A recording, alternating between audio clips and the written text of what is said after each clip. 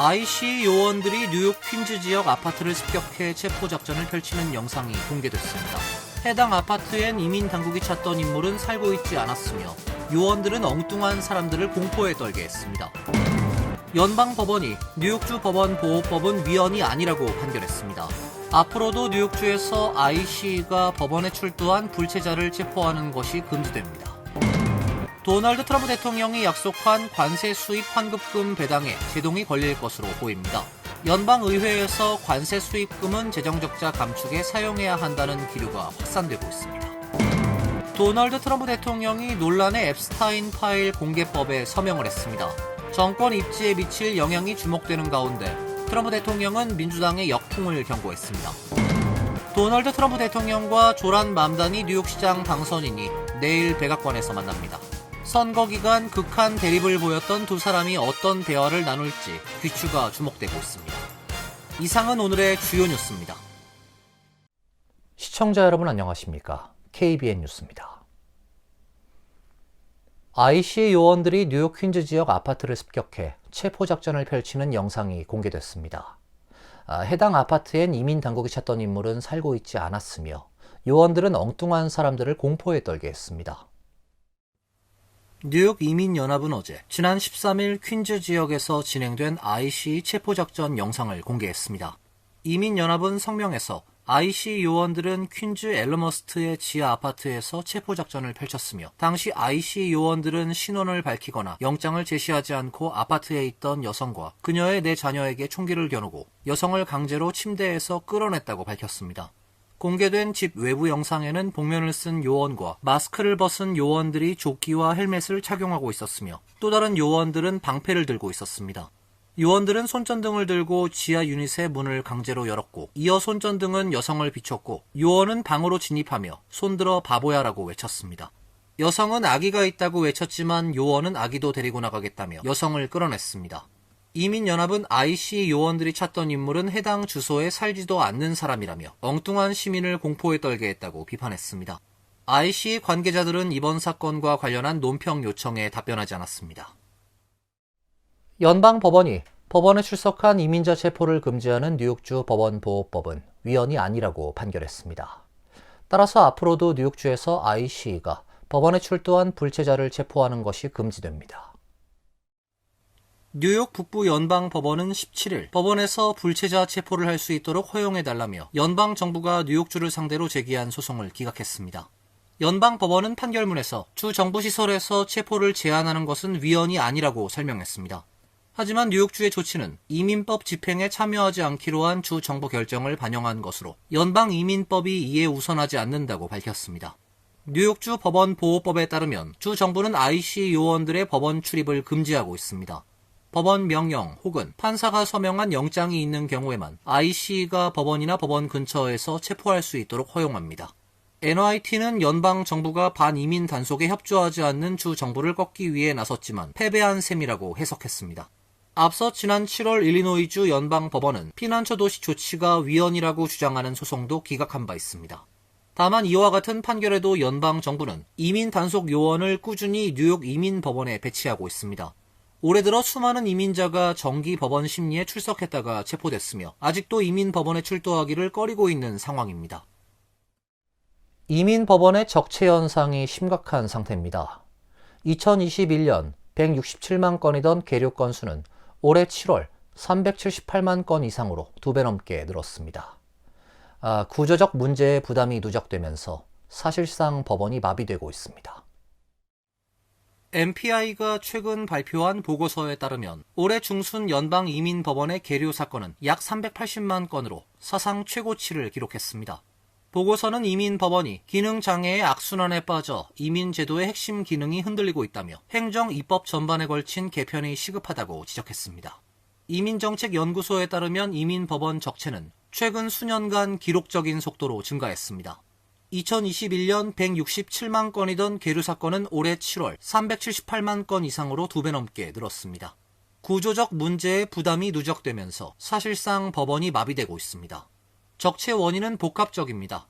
바이든 정부 시절부터 국경지역 이민자 유입과 망명 신청이 급증하며 적체가 악화된 가운데 트럼프 행정부가 대규모 추방 정책을 시행하면서 신규 추방 사건이 폭증해 법원의 부담이 오히려 더 커졌습니다. 인력 부족도 주요 요인입니다. 올해 7월 제정된 하나의 크고 아름다운 법안으로 예산이 확대돼 판사 증원이 가능해졌지만 정원은 800명으로 제한됐습니다. 올해 6월 기준 판사는 685명으로 여전히 턱없이 부족한 수준입니다. 전문가들은 적체를 10년 내에 해소하려면 1,300명 이상이 필요하다는 분석입니다. 게다가 올해 1월 이후 139명 이상이 해고, 전보, 조기 퇴직으로 떠나는 등 인력 유출까지 이어지고 있습니다. 시스템 자체의 비효율도 적체를 악화시키는 요인으로 꼽힙니다. 보고서에 따르면 이민심사 행정국은 여전히 종이 기반 행정에 의존해 통지 지연, 주소 오류, 결석 판결 증가 등이 발생하고 있습니다. 결석 결정은 이후 재개 신청으로 이어져 다시 적체를 키우는 악순환을 만듭니다. 또 지난해 기준 전체 사건의 68%가 변호사 없이 진행돼 절차 오류, 심리 지연, 재개 신청 증가 등 추가 문제도 심각한 상황입니다. 올해 들어 법원 내 법률 지원 프로그램이 중단된 것 역시 부담을 키우고 있습니다. 도널드 트럼프 대통령이 약속한 관세 수입 환급금 배당에 제동이 걸릴 것으로 보입니다. 연방의회에서 관세 수입금은 재정적자 감축에 사용해야 한다는 기류가 확산되고 있습니다. 인터넷 매체 엑시오스에 따르면 상원 공화당 지도부로부터 친트럼프 성향 의원에 이르기까지 관세 배당금 지급에 대한 부정적인 기류가 감지되고 있습니다. 다수의 상원 의원은 이런 조처가 의회의 승인이 필요하다고 보고 있으며 자금을 재정적자 감축에 사용해야 한다고 생각하고 있는 것으로 알려졌습니다. 존 튠 상원 공화당 원내대표는 지난 18일 기자들에게 관세 수입은 현재 상당한 규모로 평가되며 유용한 목적에 활용되길 바란다며 그중 하나는 부채 상환이 될 것이라고 말했습니다. 공화당 지도부의 셸리 무어 카피토 상원 의원은 관세 수입을 부채와 적자 상환에 사용하는 것이 좋다고 본다고 밝혔고, 케빈 크레이머 의원도 저소득층은 세금 감면 혜택을 받을 자격이 있다면서도 동시에 이 조처는 인플레이션을 유발할 가능성이 있다고 주장했습니다. 하지만 트럼프 대통령은 어제 중저소득층에게 최소 $2,000의 배당금을 지급할 것이라며 관세 배당금 지급 방침을 재확인했습니다. 백악관은 의회 승인 없이 수표를 발송하는 방안을 검토 중이라고 밝혔습니다. 도널드 트럼프 대통령이 논란의 앱스타인 파일 공개법에 서명을 했습니다. 정권 입지에 미칠 영향이 주목되는 가운데 트럼프 대통령은 민주당에 역풍을 경고했습니다. 트럼프 대통령은 어제 트루스 소셜에 방금 앱스타인 파일을 공개하도록 하는 법안에 서명을 했다라며 민주당 사람들의 진실 및 제프리 앱스타인과의 관계가 곧 드러날 것이라고 밝혔습니다. 해당 법은 미성년자 성매매 등 혐의를 받다 2019년 옥중 사망한 억만장자 앱스타인 및 공모자 길레인을 둘러싼 기록 일체를 공개한다는 내용이 골자입니다. 대통령의 서명으로 30일 이내에 법무장관이 기록을 공개해야 합니다. 앱스타인 파일은 트럼프 2기 행정부 출범 이후 마가 진영의 분열 씨앗이 되고 있습니다. 대선 기간 파일 공개를 공언한 트럼프 대통령은 취임 후 태도를 바꿔 마가 진영의 비판을 받았습니다. 최근엔 트럼프 대통령이 앱스타인의 성범죄를 알았다는 내용이 포함된 앱스타인 이메일이 공개돼 파문이 커졌습니다. 정치 전문 매체 폴리티코는 익명의 백악관 관계자를 인용해 최근 지방선거 패배 등으로 불리한 정국을 거쳐온 트럼프 행정부가 앱스타인 파일과 관련해 역공을 계획 중이라고 보도했습니다. 한편 앱스타인 문건과 관련해 레리 서머스 전 하버드대 총장이 강의를 중단하기도 했습니다. NYT에 따르면 서머스 전 총장은 어제 성명을 내고 앱스타인 논란에 관한 학내 조사가 이루어지는 동안 강의를 하지 않기로 했다고 밝혔습니다. 서머스 전 총장은 제프리 앱스타인과 정치에서 불륜까지 광범위한 문제를 논의했다는 의혹을 받고 있습니다. 특히 앱스타인이 성범죄 혐의 등을 인정한 뒤에도 친분을 유지한 것으로 알려져 논란이 되고 있습니다. 도널드 트럼프 대통령과 조란 맘다니 뉴욕시장 당선인이 내일 백악관에서 만납니다. 맘다니 당선인의 요청을 트럼프 대통령이 받아들인 건데요. 선거 기간 극한 대립을 보였던 두 사람이 어떤 대화를 나눌지 귀추가 주목되고 있습니다. 트럼프 대통령은 어제 트루스 소셜을 통해 맘다니 뉴욕시장 당선인과 회동을 21일 백악관 오벌 오피스에서 열기로 합의했다고 밝혔습니다. 이번 만남은 맘다니 당선인의 요청으로 인한 것이란 점을 밝히고 자세한 내용은 추후 알리겠다고 덧붙였습니다. 트럼프 대통령은 지난 16일 취재진에 맘다니 당선인이 만남을 요청했다고 밝힌 바 있습니다. 맘다니 당선인도 다음날 선거운동 기간 뉴욕 시민들에게 한 약속을 이행하기 위해 백악관에 연락했다며 많은 시민을 도시 밖으로 내몰고 있는 주거비 부담 위기를 해결하겠다는 공약 일환이라고 확인했습니다. 이어 트럼프의 행동과 행정부의 조치가 뉴욕 시민들에게 정반대 결과를 초래하고 있음을 목격한다며 솔직히 말해 대통령을 비롯한 누구에게든 이 점을 분명히 밝히러 갈 것이라고 설명했습니다. 맘다니 당선인은 유세 기간 트럼프 대통령에 맞서 가장 강력한 반대 세력이 될 것이라며 보육비, 주거비, 식료품비, 교통비 등 생활비 부담 경감을 약속했습니다. 트럼프 대통령은 맘다니 당선인을 공산주의자로 부르며 뉴욕시에 대한 연방정부 지원을 중단하겠다고 협박해왔습니다. 뉴욕 주지사실에서 고위공직자로 근무하면서 중국의 스파이 역할을 해온 혐의를 받고 있는 중국계 부부가 초호화 생활을 해온 정황이 속속 공개되고 있습니다. 압수 물품엔 수십만 달러 스포츠카에 온갖 명품이 포함됐습니다. 뉴욕 포스트에 따르면 뉴욕 주지사실의 부수석 비서관을 지낸 린다 선은 지난 7월 시작된 브루클린 연방법원 재판에서 중국 정부의 영향력 확대를 지원한 대가로 각종 사치품과 자산을 제공받은 혐의로 기소된 상태입니다. 선은 롱아일랜드 매네셋의 360만 달러 상당의 대저택에 거주하며 페라리, 에르메스 버킨백, 파텍 필립 시계 등 고가의 사치품을 다수 소유해온 것으로 알려졌습니다. 그는 캐시오컬 뉴욕 주지사와 전임 앤드류 쿠오모 주지사 밑에서 근무했으며 10여 년 동안 연봉은 최대 14만 5천 달러 수준이었습니다. 연방 검찰은 이 정도 수입으론 감당할 수 없는 사치품이 상당수 발견된 것은 중국의 이익을 위해 자신의 지위를 활용한 대가라고 주장했습니다. 브루클린 연방법원에서 진행 중인 재판에선 검찰이 압수한 물품 사진이 공개됐습니다. 2024년식 페라리 로마, 2022년식 메르세데스 GLB, 파텍 필립 시계, 에르메스 버킨백, 그리고 금고에서 나온 13만 달러가 포함되어 있었습니다. FBI 요원은 선 부부의 자택 지하에서 바 공간과 스크린 골프 시설까지 발견됐다고 증언했습니다. 검찰은 선의 남편이자 공동 피고인인 크리스 후 역시 보고된 소득 수준을 넘어서는 고가 물품을 구매한 기록이 있다고 밝혔습니다. FBI는 2018년 중국 뉴욕 총영사관이 선에게 보낸 편지를 확보했는데 그 안에는 당신의 우정과 친절한 지원을 항상 소중히 여기겠다는 문구가 담겨 있는 것으로 전해졌습니다. 검찰은 선이 뉴욕 주지사실 부수석 비서관과 아시아계 미국인 담당 국장 등의 직위를 이용해 중국 측 요구를 반영해준 이력이 있다고 주장하고 있습니다.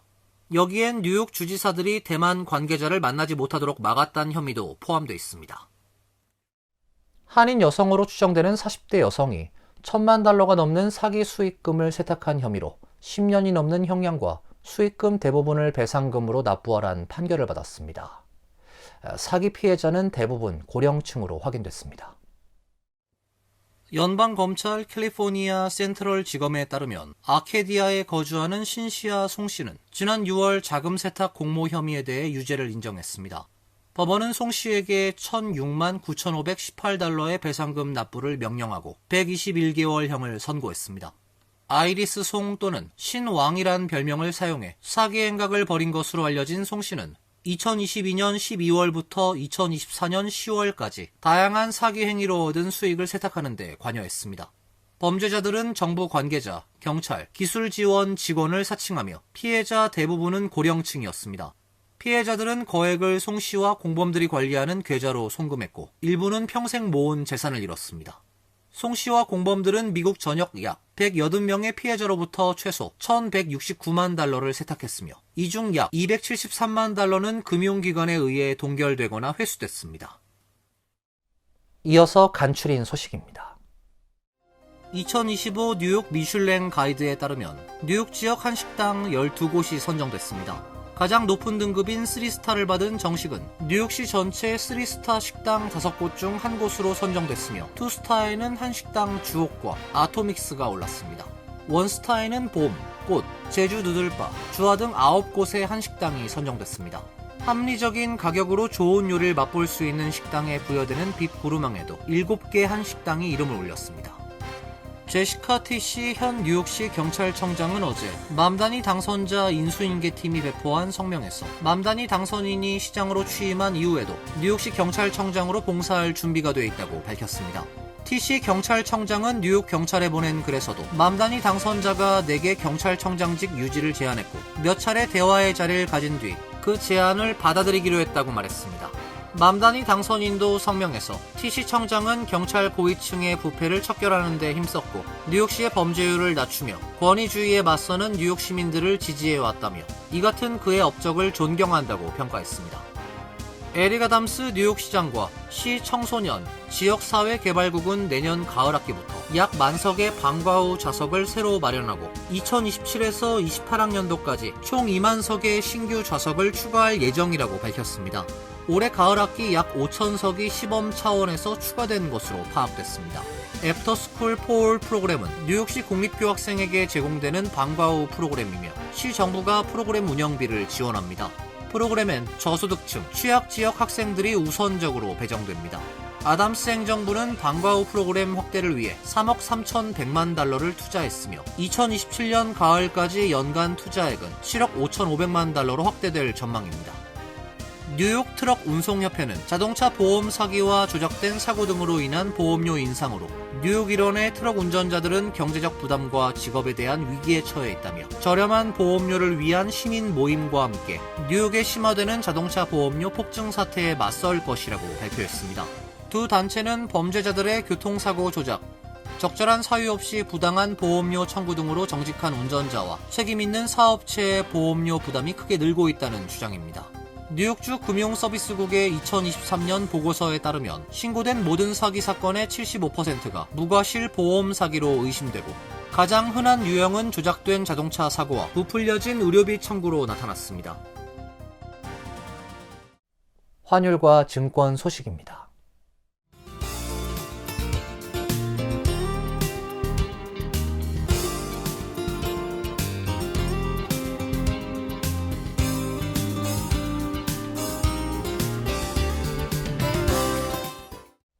이어서 날씨입니다. 내일은 하루 종일 구름이 많은 흐린 날씨가 예보되어 있습니다. 낮 최고 기온 54도, 섭씨 12도, 밤 최저 기온 46도, 섭씨 8도로 예상됩니다. 토요일은 오전에 비가 내린 후 오후부터 맑아지겠습니다. 일요일은 맑고 화창한 날씨가 예상됩니다. 이상으로 KBN 뉴스를 마칩니다. KBN과 함께 즐거운 시간 되시길 바랍니다. 동부 최대 한인방송 KBN이 제작하는 KBN 뉴스는 웹사이트 mykbn.com 그리고 유튜브와 페이스북에서 다시 보실 수 있습니다. 좋아요, 구독, 알림 설정은 뉴스 제작에 큰 도움이 됩니다.